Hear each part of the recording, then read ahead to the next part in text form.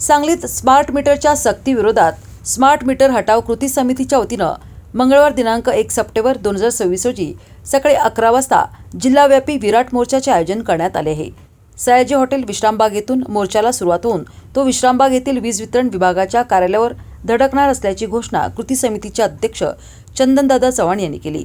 सांगली जिल्ह्यात वीज ग्राहकांच्या इच्छेविरुद्ध स्मार्ट मीटर बसवले जात असल्याचा आरोप कृती समितीनं केला आहे। तसेच वाढीव वीज बिलांमुळे ग्राहकांमध्ये तीव्र नाराजी असून या प्रश्नाला जिल्ह्यातून मोठा प्रतिसाद मिळत असल्याचे चव्हाण यांनी सांगितले। गेल्या 15 दिवसांपासून स्मार्ट मीटरचा प्रश्न जिल्ह्यासह राज्यभर चर्चेत असून विविध राजकीय पक्ष, सामाजिक संघटना आणि कार्यकर्त्यांच्या आंदोलनाला पाठिंबा मिळत असल्याचे त्यांनी स्पष्ट केले।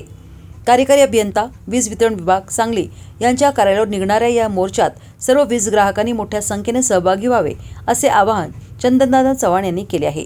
प्रमुख मागण्या स्मार्ट मीटर योजना तात्काळ रद्द करावी, वाढीव वीज बिलांची चौकशी करून ग्राहकांना न्याय द्यावा, सर्वसामान्यांना परवडणारे वीज दर लागू करावेत, ग्राहकांच्या संमतीविना स्मार्ट मीटर बसवणाऱ्या संबंधित अधिकाऱ्यांची चौकशी करून कायदेशीर कारवाई करावी, जनतेवरील आर्थिक भार आणि अन्यायकारक वीज आकारणी तात्काळ थांबवावी, स्मार्ट मीटरच्या सक्तीविरोधात आणि वीज ग्राहकांच्या हक्कासाठी हा निर्णायक लढा असून जिल्ह्यातील प्रत्येक वीज ग्राहकानं विराट मोर्चात सहभागी व्हावे असे आवाहन चंदनदादा चव्हाण यांनी केले। माननीय चंदनदादा चव्हाण, डॉक्टर अब्दुल मन्नान शेख, सलीम पन्हाळकर, दत्ता पाटील, अरुण रुपनर, रामदास सावंत, प्रणव पाटील, जयपाल चौगुले, गोरख वनखंडे, सुरेंद्र गायकवाड, टिपू इनामदार, सुभाष तोडकर, बापू अवघडे, रामभाऊ पाटील, विजय बल्लारी, महेश मासाळ, हुसेन शेख, आदर्श नलोडे, अमोल माने, सतीश पोंडे, अक्षय पवार आदी उपस्थित होते।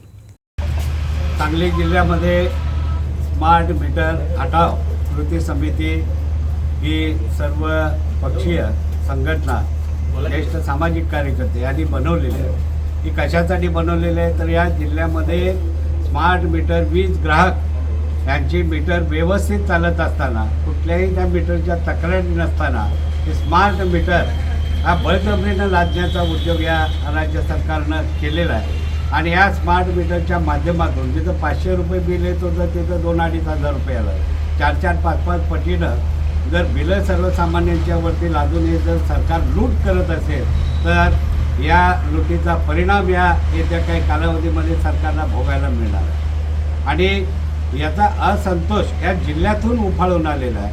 आणि 1